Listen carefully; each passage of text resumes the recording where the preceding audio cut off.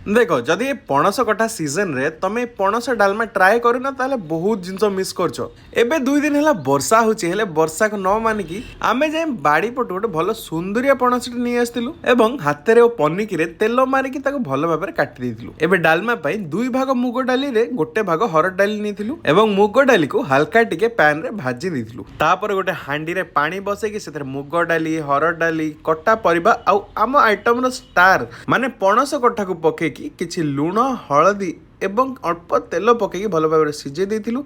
तापर किछि समय पर से कटा बैगण एवं टमाटो को पकईकि भल भाव सिझे देथिलु।